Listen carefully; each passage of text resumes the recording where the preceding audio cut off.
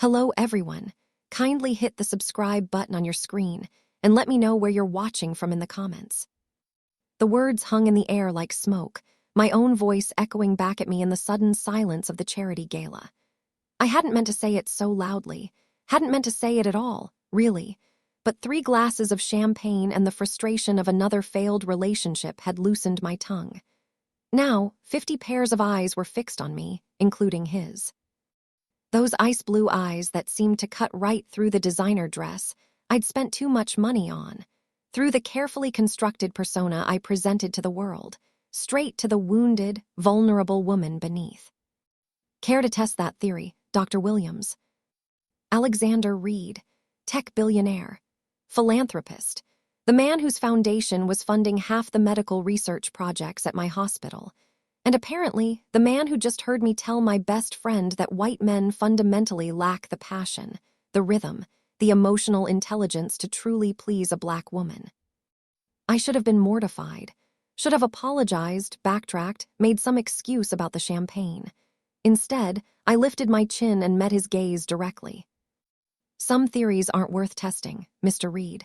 I've collected enough data already. The crowd around us shifted uncomfortably.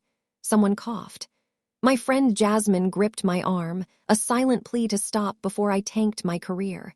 But something in his expression, not anger, not offense, but a kind of amused challenge, kept me rooted to the spot. He moved through the crowd with the easy confidence of someone who'd never had doors closed in his face, who'd never been told to speak more softly, dress more conservatively, be less intimidating, who'd never been mistaken for the nurse instead of the neurosurgeon. When he reached me, he leaned in close, his cologne expensive but subtle. I braced myself for whatever cutting remark he might deliver, preparing counterarguments in my head.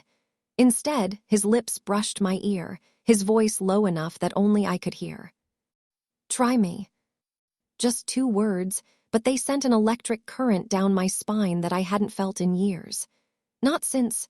No, I wouldn't think about Derek now. Wouldn't think about how he'd promised forever, then left when my career started outshining his. "Dr. Williams, Imani," Reed continued, stepping back slightly, his expression serious now. "May I have this dance?" I should have said no, should have protected myself from whatever game this was, but something in those blue eyes, a vulnerability beneath the confidence, perhaps, made me place my hand in his.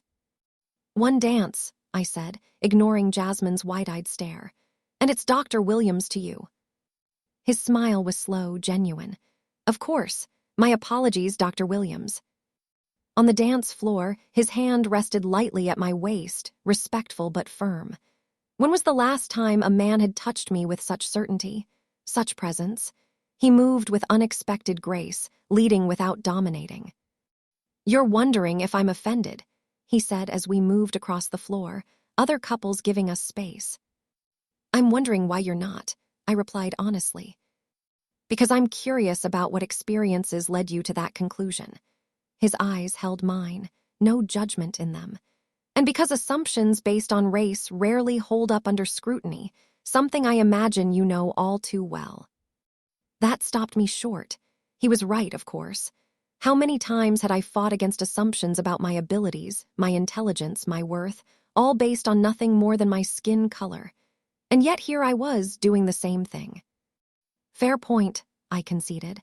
"Though my conclusion isn't based on assumptions, it's based on experience." "With all due respect, Dr. Williams, your experience can't possibly include all white men." His hand tightened slightly at my waist as he guided me through a turn. "Just as my experience with brilliant neurosurgeons is limited, though I've met several."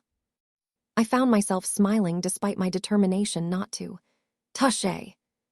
"Tell me about your work," he said, changing the subject with such smoothness I almost missed the transition. "I've read your papers on neural regeneration after trauma. Groundbreaking stuff." I blinked in surprise. Most men I dated, most people, period, glazed over when I talked about my research. They wanted the prestige of dating a doctor without the reality of what that entailed. "You've read my research."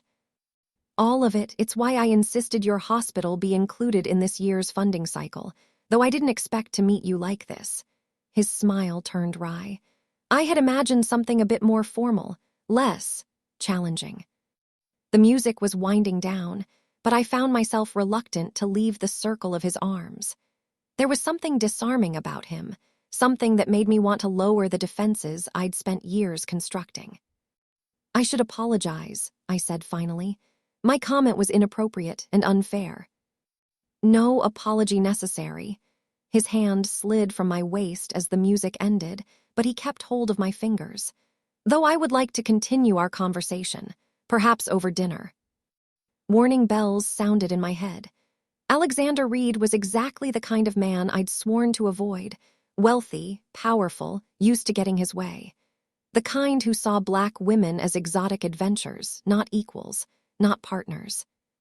I don't think that would be wise, I said, withdrawing my hand from his. Professional boundaries and all that. Ah, something flickered across his face, disappointment perhaps. Of course, I respect that completely. He reached into his jacket, pulled out a business card, and offered it to me. If you change your mind, or if you'd like to discuss your research further, please call. Anytime. I took the card, intending to be polite to toss it away later. But as our fingers brushed, I felt that same electric shock. Saw in his eyes a depth that contradicted everything I thought I knew about men like him. Thank you for the dance, Dr. Williams, he said softly. It was educational. As he walked away, Jasmine materialized at my side, practically vibrating with excitement. Girl, what just happened? Alexander Reed himself asked you to dinner and you said no. Are you having a stroke? Should I, as your friend, be checking you for signs of neurological distress? I stared at the card in my hand, embossed with his name and a private number. Not his assistant's, his. It wouldn't work, Jas, I said, though I tucked the card into my clutch instead of the nearest trash can. Men like him don't understand women like me. Men like him, she echoed. Brilliant, gorgeous billionaires who read medical journals for fun and look at you like you're the answer to every question they've ever had. I rolled my eyes, but I couldn't completely suppress my smile. You're ridiculous. And you, she countered, are afraid. The great Dr. Imani Williams, who cuts into human brains for a living, is afraid of what might happen if she lets someone in again. Before I could respond, my phone buzzed. A text message from an unknown number. I meant what I said. Try me, not just in the way you're thinking. Give me a chance to know your mind. The rest will follow. AR. I stared at the screen, heart pounding. How had he got my number? And why did the idea of seeing him again send both fear and anticipation coursing through my veins? Everything okay? Jasmine asked, peering at my expression. I switched off my phone screen and took a steadying breath. I don't know yet, I answered honestly, but I think I'm about to find out. As I looked across the room, I found those blue eyes still watching me, waiting, challenging. And for the first time in years, I wondered if maybe, just maybe, I'd been wrong. 3 days passed. 3 days of me staring at that text message, typing responses and deleting them before I could press send. 3 days of distraction during surgeries that demanded my complete focus. 3 days of Jasmine texting hourly. Have you called him yet? I hadn't, but that didn't mean I hadn't thought about it, about him. Dr. Williams? My resident's voice pulled me back to the present, to the MRI scans displayed on the monitor. Should we proceed with the temporal approach? I studied the glioblastoma invading my patient's brain, forcing my mind back to where it belonged. No, we'll go parietal, less risk to language centers. I pointed to the area. See how it's extending here. The young doctor nodded, but I could tell he was curious about my distraction. Dr. Williams was never distracted. Dr. Williams was legend for her focus, her precision, for being the woman who could remove a tumor others deemed inoperable without so much as blinking. Mrs. Patterson has 2 young children, I added, as if explaining my caution. We can't risk aphasia. After rounds, I retreated to my office, closing the door and leaning against it. The space was Spartan, medical journals stacked neatly, a few framed diplomas, a single photo of my parents at my medical school graduation. No plants, no personal touches, nothing that couldn't be packed in an hour if necessary. I'd learned that lesson when Derek left. When I'd come home from a 36-hour shift to find half our apartment emptied, his goodbye note as clinical as one of my operative reports. We want different things. I need someone more present, someone who puts our relationship first. The message had been clear. I could be Dr. Imani Williams, brilliant neurosurgeon, or I could be the kind of woman men stayed for. Not both. My phone buzzed again. Jasmine, no doubt. But when I glanced at the screen, the text was from him. I'm speaking at the Medical Innovation Conference tomorrow. Thought you might be interested. No pressure, just science. AR. Science, safe territory. No expectations of dinner or dancing or whatever else that try me had implied. Just two brilliant minds sharing ideas. I could handle that. I'll be there, I replied before I could talk myself out of it. Professional curiosity only. His response came seconds later, of course. Though I remain curious about many things, Dr. Williams, see you at 2 p.m., 4th floor auditorium. The next day, I chose my outfit with more care than I was willing to admit. The charcoal pantsuit projected authority, professionalism. The deep purple silk blouse beneath, my mother always said it brought out the warmth in my dark skin, was my only concession to vanity. I slipped into the back of the auditorium just as Alexander took the stage. Gone was the tuxedo from the gala, replaced by dark jeans and a dove-gray button-down, sleeves rolled to expose forearms corded with subtle strength. Less formal, yet somehow no less commanding. The future of medicine isn't in treating disease, he was saying, his voice carrying effortlessly. It's in predicting and preventing it. Imagine neural implants that can detect the earliest signs of dementia, not in 5 years, but now. Today. I leaned forward despite myself. This was precisely the direction my own research was heading. My company has developed a prototype, he continued, clicking to display a schematic. A biocompatible implant that monitors neural activity in real time, detecting patterns that precede plaque formation years before symptoms appear. Murmurs rippled through the audience. If what he was describing worked, it would revolutionize treatment for millions. But I had questions, serious ones about bioethics, about data privacy, about who would have access to this technology. As if reading my mind, he addressed each concern in turn, outlining stringent privacy protocols and a sliding scale of costs to ensure accessibility across socioeconomic lines. The greatest medical innovations are worthless if only the privileged can benefit, he said, his gaze sweeping the room and pausing briefly when it found mine. Healthcare equity isn't just an ideal, it's a moral imperative. The words could have sounded rehearsed, performative, but they didn't. They rang with the same conviction I brought to my operating room, to the pro bono cases I took on despite administrative resistance. After his talk, I lingered, watching as he fielded questions with patience and precision. No deflection, no corporate doublespeak. When the crowd finally thinned, he spotted me and made his way over, his expression warming. Dr. Williams, you came. Your research aligns with mine, I said, aiming for professional detachment despite the flutter in my chest. Though I have concerns about the interface design, the temporal placement risks. Damage to the facial nerve, he finished. Yes, we've been working on that, actually. He glanced at his watch. I have the prototype in my lab upstairs. I'd value your opinion if you have time. Professional, scientific, no subtext. So why did it feel like so much more was being offered? I have surgery in 2 hours, I said. Plenty of time. His smile was brief but genuine. I promise to have you back with time to spare. Against my better judgment, I followed him to the elevator. As we rode up in silence, I found myself studying his profile, the determined set of his jaw, the tiny lines at the corner of his eye that suggested he smiled often, the single gray hair at his temple that somehow only enhanced his appeal. You're starring, Dr. Williams, he said without looking at me, the barest hint of amusement in his voice. I'm observing, I corrected. It's what surgeons do. And what do you observe? The elevator doors opened before I could answer, revealing a laboratory that would make any research scientist weep with envy. Floor to ceiling, windows offered a panoramic view of the city, but it was the technology that caught my breath. Equipment I'd only read about, prototypes years ahead of what was publicly available. This is impressive, I admitted, running my fingers over a neural mapping interface that had to cost more than my annual salary.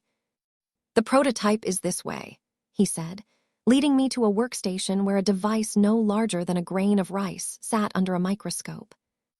I peered through the lens, examining the intricate design. The neural leads are too rigid, I said immediately. They'll cause microtrauma with normal brain pulsation. Instead of defensiveness, he nodded thoughtfully. That's exactly the problem we've been trying to solve. What would you suggest? A hydrogel coating, something that mimics brain tissue elasticity. I straightened, finding him closer than I expected, those blue eyes focused intently on me. Brilliant, he said softly. Simple, elegant, and completely obvious now that you've said it.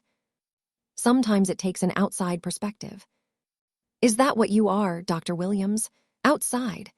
His question carried weight beyond the professional context. I'm not sure where I stand with you, I admitted, surprising myself with my honesty. He took a step closer, close enough that I could see the varying shades of blue in his irises, the slight unevenness of his stubble. Where would you like to stand? The air between us seemed to crackle with possibility, with danger. I thought of all the reasons this was a bad idea, the professional complications, the personal risk, the fact that we came from worlds so different they might as well be separate planets. I should go, I said, stepping back. My surgery. Of course. He didn't try to stop me, but his eyes held mine. But before you do, have dinner with me tonight. No expectations, just conversation. Why? The question escaped before I could stop it. Why me? Why not someone easier, less complicated? His laugh was unexpected, rich and genuine. Because easier has never interested me. Because you challenged my assumptions before you even knew my name. Because you look at my billion-dollar prototype and immediately see how to make it better. He paused. And because when we danced, I felt something I haven't felt in a very long time. What's that? I barely recognized my own voice, so soft and uncertain. Possibility, he answered simply. The word hung between us, an offering without pressure, a door without obligation to walk through it. I can't do dinner, I said finally. I have back-to-back surgeries until 9. His face remained neutral, accepting. I understand. But, I continued, surprising myself, I haven't eaten since yesterday. I could use breakfast tomorrow. The words felt like jumping off a cliff, exhilarating and terrifying all at once.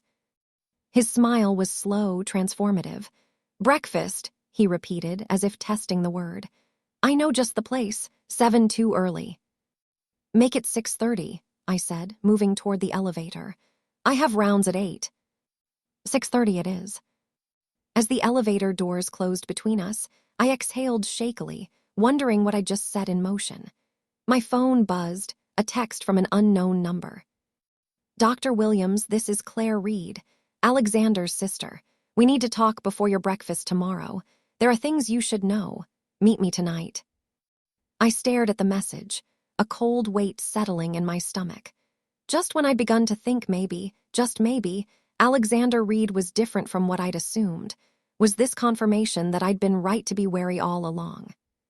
The cafe Claire had chosen was deliberately public, a bustling spot near the hospital where residents and attending physicians often grabbed coffee between shifts. A place where I'd be comfortable, but where our conversation would be masked by the ambient noise of espresso machines and medical chatter. I spotted her immediately, though we'd never met. The resemblance to Alexander was striking, the same piercing blue eyes, the same confident posture.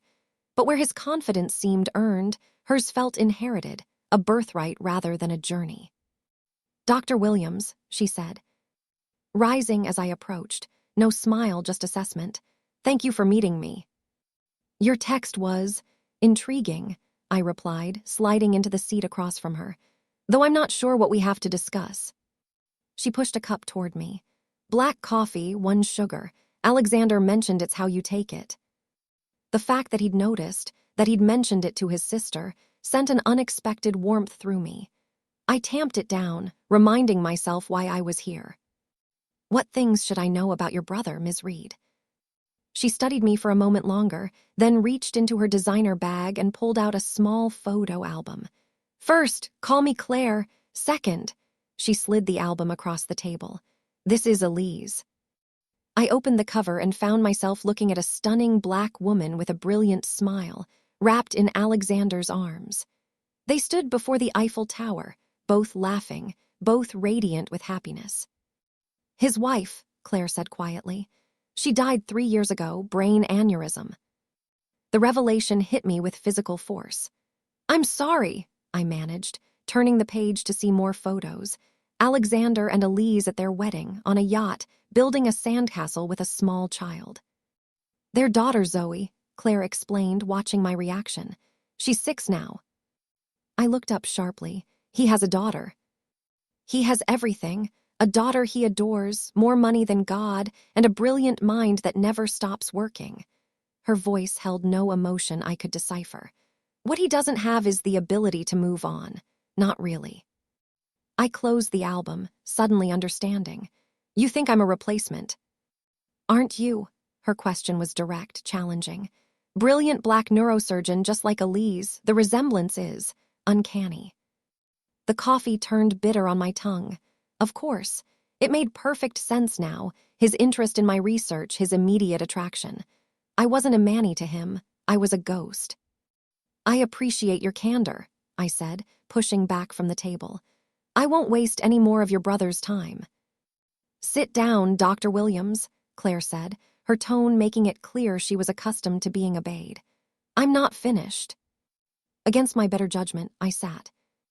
Did Alexander tell you how we met Elise? I shook my head. She saved my life. Claire's composure cracked slightly. I had a seizure at a charity event, collapsed right in the middle of a speech about urban education. Very dramatic. Elise was there. She recognized it wasn't just stress or dehydration. Insisted on a CT scan that everyone else thought was unnecessary. She touched the side of her head, where I now noticed a faint scar partially hidden by her hairline. Grade II meningioma. Would have killed me within a year if she hadn't caught it. She performed your surgery, I guessed. Claire nodded, and became family in the process. Alexander fell for her mind first, the way she spoke about neural pathways like they were constellations, mapping the universe inside our skulls. I recognized the poetry in that description, had used similar metaphors myself when trying to explain my fascination with neurosurgery. After she died, Claire continued, he threw himself into neurotech research, said if the technology had existed to detect Elise's aneurysm before it ruptured, she might still be alive. His prototype is designed to monitor vascular integrity as well as neural activity, I finished, pieces clicking into place. It's not just about dementia. No, she confirmed.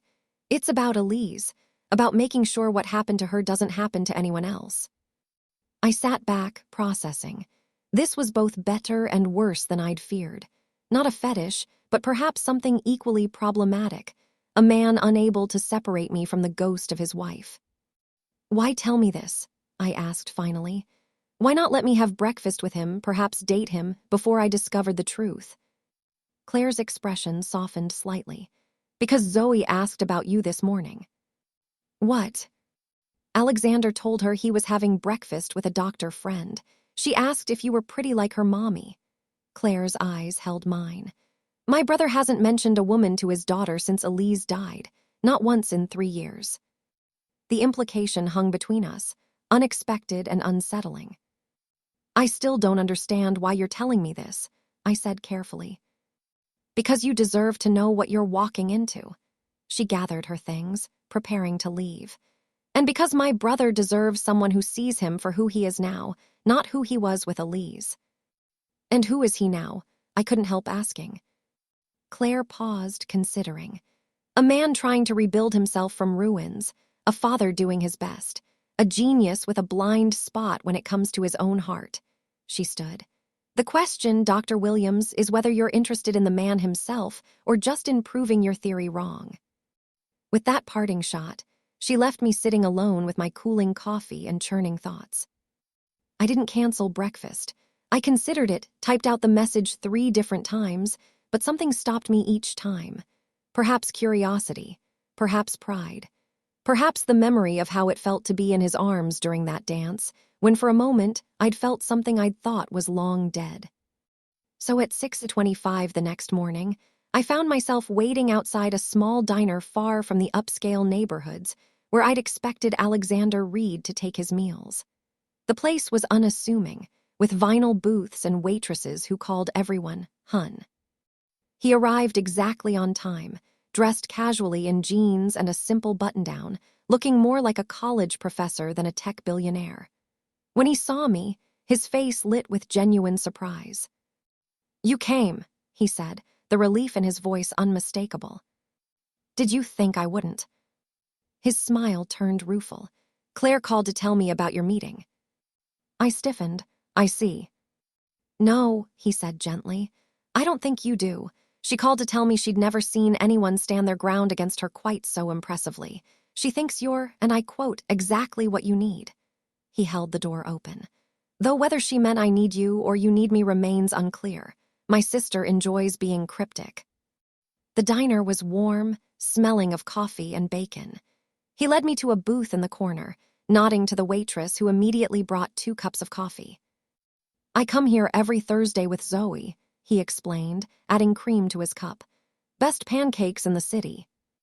"You have a daughter," I said, not a question. "I do." His eyes met mine, direct and unafraid. "She's the center of my universe." "And her mother was a neurosurgeon." Still not a question. He nodded, his expression solemn. "Elise was extraordinary in every possible way." "Claire thinks I remind you of her."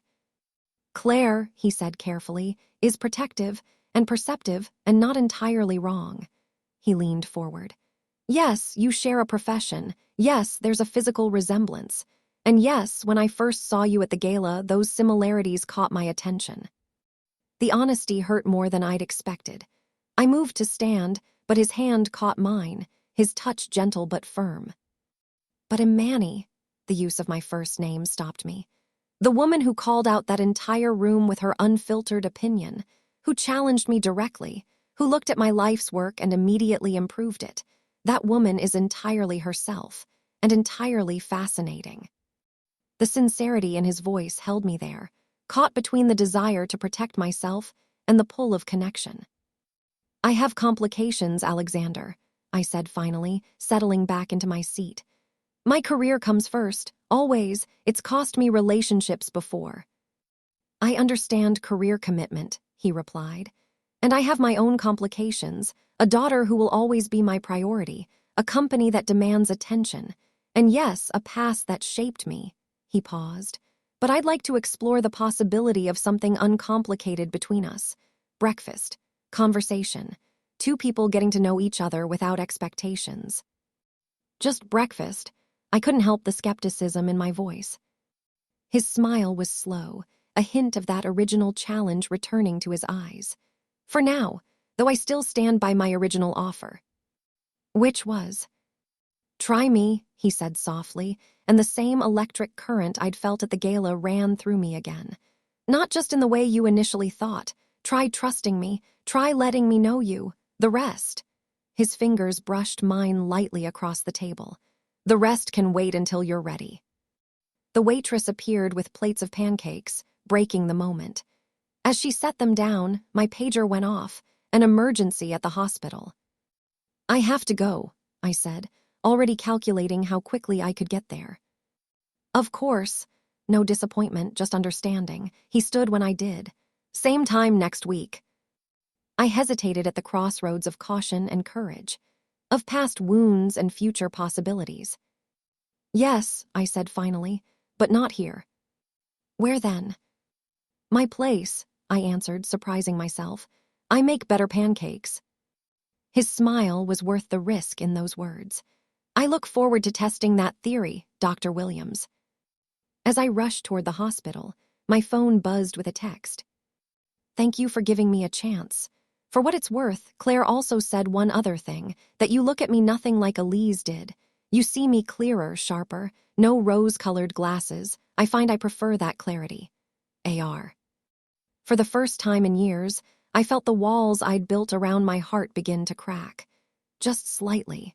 Just enough to let in the possibility that maybe, just maybe, this time could be different. Weeks blended into months. Breakfasts became dinners. Text messages became phone calls that stretched into the night. Careful distance became a closeness I hadn't allowed myself in years. Alexander was nothing like I'd expected. He insisted on cooking for me as often as I cooked for him. He listened, truly listened, when I spoke about my research, asking questions that pushed my thinking in new directions. He never complained when surgeries ran long or when I had to cancel plans at the last minute. Instead, he'd leave containers of homemade soup outside my apartment door with notes that made me smile despite my exhaustion. "You're falling for him," Jasmine said one evening as we shared wine in my living room, now softened by throw pillows and framed photos that hadn't been there before.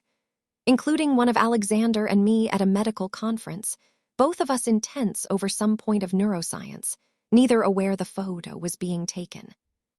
"I'm considering possibilities," I hedged, though the warmth spreading through me at the mere thought of him belied my caution. "Girl, please," Jasmine rolled her eyes. "You reorganized your closet to make room for his jacket. The Alexander I met 6 months ago wouldn't have left so much as a toothbrush here." She was right. Slowly, almost imperceptibly, I'd been letting him in. Not just into my space, but into the carefully guarded chambers of my heart. But one wall remained firmly in place. I still hadn't met Zoe. Alexander never pushed, understanding my hesitation. "She's been through so much," he'd explained. "I need to know this is substantial before I introduce someone new into her life." The unspoken question hung between us. Was what we had substantial? Was it built to last? The answer came unexpectedly on a rainy Tuesday when my last surgery was canceled. I'd texted Alexander on impulse, "Free evening. Dinner." His reply was immediate. "At the Children's Science Museum with Zoe. Her favorite place. Join us." I stared at the message, heart pounding. This was it, the threshold I'd been afraid to cross. Meeting his daughter meant acknowledging that whatever was happening between us wasn't casual, wasn't temporary. On my way, I texted back before I could overthink it. The museum was nearly empty on the rainy weeknight. I found them in the neuroscience exhibit, Alexander kneeling beside a small girl with copper-brown curls as she peered into a model of the human brain. "That's where memories live," she was saying, pointing to the hippocampus with surprising accuracy. "Daddy says that's where I keep Mommy." "That's exactly right, sweetheart," Alexander replied, his voice gentle. "And no one can ever take those memories away from you." My throat tightened at the tenderness between them. At the careful way, he nurtured both her scientific curiosity and her connection to her mother. He must have sensed my presence because he turned, his eyes lighting when they found mine. "Imani," he said, her name a welcome on his lips. The little girl turned too, studying me with intelligence beyond her years. I saw Elise in her features, the shape of her eyes, the curve of her smile. But there was Alexander there too, in the thoughtful tilt of her head. "Your daddy's doctor friend," she said matter-of-factly. "He said you fix people's brains." I knelt to her level, offering my hand. "That's right, I'm Dr. Williams, but you can call me Imani if you'd like." She shook my hand with adorable formality. "I'm Zoe Reed, I'm 6 3/4. She pointed back at the brain model. "Do you really know all the parts?" "I do," I confirmed. "Would you like me to show you?" Her eager nod launched us into an impromptu anatomy lesson, with Alexander watching in silence as his daughter peppered me with questions that would challenge most medical students. When she finally ran ahead to the next exhibit, he reached for my hand. "Thank you," he said softly. "She's remarkable," I replied honestly. You've done an amazing job with her. We have, he corrected. Elise and I, his fingers tightened around mine. She'd like you, Imani, not because you're similar, but because you're exactly who you are. The honesty in his voice, the absence of guilt or comparison, loosened something tight within me. For the first time, I fully believed that he saw me, not a replacement, not a theory to be tested, but me. That night changed everything. I began spending weekends with them, making pancakes on Saturday mornings, helping with Zoe's science projects, falling asleep on Alexander's shoulder during movie nights. I found myself looking forward to these quiet domestic moments as much as our more passionate ones, when he would prove, with devastating thoroughness, how wrong my original assessment had been. But the universe has a way of testing happiness, just as it begins to feel secure. It came in the form of a hospital board meeting where the chief of surgery announced a new partnership. Reed Neurotechnologies will be providing exclusive funding for our brain mapping initiative. Murmurs rippled through the room. The initiative was my brainchild, my research, my passion project. But I'd heard nothing about Reed Tech's involvement. This will allow us to fast-track the clinical trials, the chief continued, thanks to Dr. Williams' personal connection to Mr. Reed. The implication hung heavily in the air, that I had used my relationship to secure funding, that my professional achievement was now tainted by personal favoritism. I sat frozen as colleagues' eyes turned toward me, some curious, some envious, some openly suspicious. Everything I'd worked for, every barrier I'd broken as a Black woman in neurosurgery, suddenly felt undermined. I found Alexander waiting outside my office after the meeting, his expression concerned. You heard, he said, not a question. How could you do this? I demanded, ushering him inside and closing the door. Without discussing it with me first. The board approached me, he explained. They said you'd been briefed, that you'd approved. Well, I wasn't, and I didn't. My voice shook with anger and hurt. Do you have any idea what this looks like? What people will say, that I slept my way to funding? His face paled. Imani, no, that's not. Do you know how hard I've worked? I continued, unable to stop. How many times I've had to be twice as good, twice as careful to get half the recognition. And now, my voice broke, now it looks like I took shortcuts. I'll withdraw the funding, he said immediately. I'll make a statement clarifying. That's not the point, I cried. The point is that you didn't think about how this would affect me professionally. The point is that your privilege lets you move through the world without considering consequences that I have to navigate every day. His silence told me he understood, finally, what I was saying, what had always separated us beyond race or wealth or circumstance. I'm sorry, he said finally, the words weighted with genuine regret. You're right, I didn't think, I just wanted to help. I don't need help, Alexander, I need respect. I sank into my chair, suddenly exhausted. Maybe this was a mistake, maybe we're too different after all. Don't say that, he said, kneeling beside my chair, his eyes level with mine. Please, we can fix this. Some things can't be fixed with money or influence, I said softly. Some things need time and understanding and change.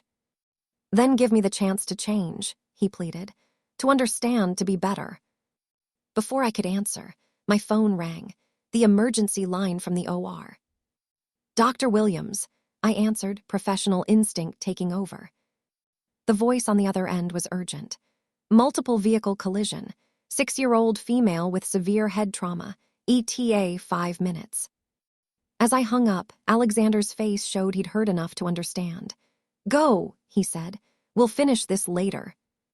I gathered my surgical kit, already mentally preparing for what awaited me. At the door, I paused, looking back at him. Alexander. I know, he said softly. Duty calls. It's one of the things I love about you. The word hung between us. Love, spoken so casually yet with such certainty. I had no time to respond, to examine how it made me feel. There was a child who needed me. It wasn't until I was scrubbing in, preparing to open a young girl's skull and fight for her life, that I realized something with crystal clarity. I loved him too, despite our differences, despite my fears, despite everything. The question was whether love alone would be enough to bridge the worlds between us. 13 hours. That's how long I stood in the operating room, fighting to save the life of a little girl whose brain had been shattered by impact. 13 hours of precision, of split-second decisions, of refusing to acknowledge the trembling in my hands when I saw that she had copper-brown curls just like Zoe's. I didn't know if Alexander was still in the hospital. Didn't have time to think about our unfinished conversation or the word that hung between us. All that mattered was the child on my table, the delicate tissue beneath my fingers, the quiet beeping of machines that told me she still had a chance. When I finally emerged, the fluorescent lights of the hallway harsh against my exhausted eyes, I found him there. Slumped in a waiting room chair, head in his hands. He looked up when he heard my footsteps, hope and fear warring in his expression. "She'll live," I said, my voice hoarse from hours of giving precise instructions to my surgical team. "Barring complications, she'll recover, maybe completely."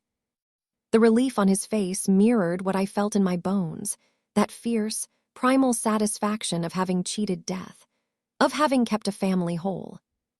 "You look ready to collapse," he said, rising to steady me as exhaustion hit like a physical blow. "I'm fine." The words came automatically, the same words I'd been saying for years whenever anyone suggested I might be human, might have limits. "No," he said gently, "you're not, but you're extraordinary." He led me to the doctor's lounge, where he'd somehow arranged for fresh clothes, hot food, and privacy. As I changed out of scrubs stained with a child's blood, as I mechanically ate the meal he'd provided, I felt something shift between us. A new understanding forming in the wake of crisis. "I spoke with the board," he said when I'd finished eating. "Made it clear that my company's funding comes with no strings, no credit to you, and that the decision was made without your knowledge or consent." I looked up, too tired for anger now. "It won't matter. People will still talk." "Let them," he said, an edge to his voice I'd never heard before. "Your work speaks for itself, always has. I was wrong to interfere, even with the best intentions." "It's not just about this," I said, needing him to understand. "It's about all of it, the different worlds we live in, the things you take for granted that I have to fight for, the way people see us together and make assumptions." I paused, gathering my thoughts. "You wanted me to try you, but have you ever really tried to understand me, my reality?" The question hung between us, heavy with implication. "No," he admitted after a long moment. "I haven't, not fully." He leaned forward, his gaze direct. "But I want to, if you'll let me." I studied him, this man who had challenged my assumptions, who had shown me depths I hadn't expected, who still had so much to learn about the world I navigated daily. "I can't be the one to teach you everything, Alexander. That's too much to ask of anyone." "I know." He reached across the table, his fingers stopping just short of mine. "But maybe we can learn together. Maybe that's what love is supposed to be." There it was again, that word, so simple yet so complex. "I said something earlier," he continued when I didn't speak. "Something I meant but didn't plan. I love you, Imani. Not because of who you remind me of, but because of who you are, your brilliance, your determination, even your stubbornness." His smile was tentative. "Especially that, actually." Despite everything, my exhaustion, my lingering hurt, my fear, I felt my lips curve in response. "I'm not stubborn, I'm resolute." "Semantics," he countered, his smile widening. "The point is, I love the woman who just stood for 13 hours saving a child's life, who calls me on my blind spots, who makes my daughter laugh in a way I haven't heard since her mother died." His voice softened. "And I'm willing to do whatever it takes to deserve that woman's love in return." I closed my eyes, feeling tears threaten. When had I last allowed myself to be this vulnerable, this honest? "I'm scared, Alexander, not of you, but of us, of what happens when the novelty wears off, when the differences between us start to matter more than what brings us together." "They already matter," he said, surprising me with his candor. "They always will, but so do we." He finally took my hand, his touch grounding me. "So does this." In that sterile hospital room, with the scent of antiseptic still clinging to my skin, I made a choice. To believe that two people from different worlds could create a new one together. That understanding could grow where ignorance once stood. That love, real love, could be both tender and tough, both healing and challenging. "Okay," I whispered, squeezing his fingers. "I'll try you, really try this time, no more walls." "And I'll try you," he promised. "No more assumptions, no more charging ahead without considering your perspective." I had to smile at that. I give that promise about 3 days. "Such faith," he laughed, the sound warming me from within. "Fine, when I inevitably mess up, I promise to listen, to learn, to do better next time." "That," I said, "I can believe." He helped me to my feet, steadying me when my exhausted body swayed. "Come home with me," he said softly. "Not for anything but sleep. Zoe's with Claire tonight, just let me take care of you for once." The old Amani would have refused, would have insisted on her independence, her self-sufficiency. But the woman I was becoming, the woman who was learning that vulnerability could be strength, simply nodded. 6 months later, I stood in the grand ballroom of the same hotel where our story had begun, Alexander's hand warm at my waist as we swayed to the music. Around us, the annual charity gala was in full swing, but this time I wasn't an outsider looking in. This time I belonged, not because of him, but because my research, funded now through proper channels with full credit to my team, was being honored. "Proud of you, Dr. Williams," he murmured against my ear, his breath sending a familiar shiver down my spine. "Just because my neural mapping technique is being implemented in hospitals nationwide," I teased. "Or because I finally admitted you were right about something." His laugh rumbled through me. Both, though I'm still in shock about the latter. From across the room, I caught Jasmine's eye. She raised her glass in a silent toast, her smile knowing. Beside her stood Claire, who had become an unexpected ally in navigating the complex dynamics of our relationship, of blending families and histories and futures. And at a table near the dance floor, watched over by both sets of grandparents, sat Zoe, now 7 1/4, as she liked to specify. The little girl who had asked me, just last week, if she could call me Mama Amani sometimes, because having 2 mamas means I'm extra lucky. "What are you thinking?" Alexander asked, noticing my distraction. "That I was wrong," I said honestly, "not just about white men and their capabilities." The heat in his eyes told me he remembered exactly what I'd said that night, but about possibilities, about what happens when you let someone in. "Care to elaborate on that first point, Dr. Williams?" His voice dropped lower, private despite the crowded room. "I seem to recall a very specific theory you once had." I leaned closer, my lips brushing his ear as I whispered words that made his pupils dilate, his fingers tighten at my waist. Words that promised we wouldn't stay at this gala much longer. As he led me from the dance floor with barely concealed urgency, I caught a glimpse of our reflection in the ballroom's mirrored walls. A black woman in emerald silk, her head held high. A white man whose eyes never left her face, as if she were the answer to every question he'd ever asked. Different worlds, yes, but the same universe, the same heart. And as we slipped away from the crowd, his lips finding mine in the privacy of the elevator, I thanked whatever fate or chance or divine intervention had allowed me to hear those 2 words that had changed everything. "Try me." And so our story ends where it began, with a challenge accepted and a love that transcends expectations. I hope you've enjoyed this journey with Amani and Alexander as they navigated the complexities of race, privilege, professional boundaries, and ultimately, the courage it takes to truly see and be seen by another. If this story touched your heart, please subscribe for more tales that explore the beautiful complexities of modern relationships. Your comments mean the world to me. I'd love to hear which moments resonated with you most, or what you imagine for Amani, Alexander, and Zoe's future together. Thank you for being part of their journey.